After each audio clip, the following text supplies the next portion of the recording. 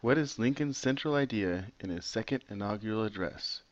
In this lesson, you will learn how to determine an author's central idea by analyzing the author's claims. Let's review. We've been closely examining Lincoln's second inaugural address to find deep insights from the text.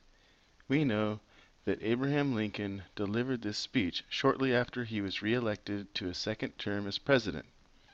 In the address, Lincoln discusses the Civil War that is coming to an end and how slavery was its root cause.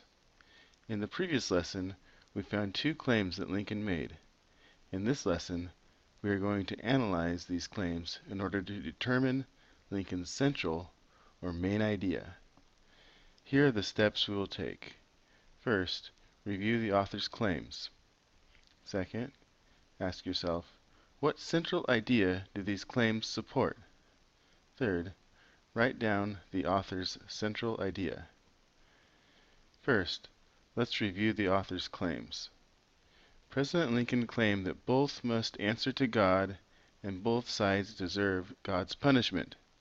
Now let's review the parts of the text that support those claims. Lincoln says, "The Almighty has His own purposes. Woe unto the world because of offenses."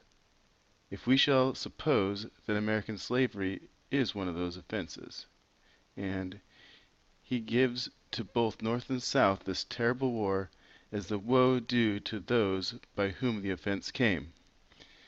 Yet, if God wills that it continue until all the wealth piled by the bondsmen 250 years of unrequited toil shall be sunk, and until every drop of blood drawn with a lash shall be paid by another drawn with a sword, as was said 3,000 years ago, so still it must be said, the judgments of the Lord are true and righteous altogether. Now that we have reviewed Lincoln's claims, let's go to the next step. Ask yourself, what central idea do these claims support? First, we see who the claims are directed toward, both North and South. What does Lincoln claim about the North and South? He claims that they both deserve God's punishment. Well, what is God's punishment? It's the Civil War. Why do they deserve the punishment? For the offense of slavery. Since the claims support these important ideas, we will use them to write down our central idea. For the last step, let's write down the author's central idea. From the claims Lincoln makes, we need to include all the following key pieces of the central idea. He gives to both North and South this terrible war.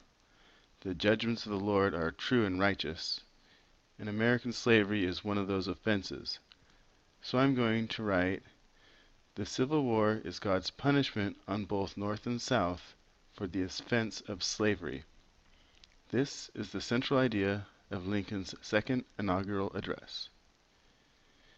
In order to find the central idea, you can review the author's claims, ask yourself, what central idea do these claims support?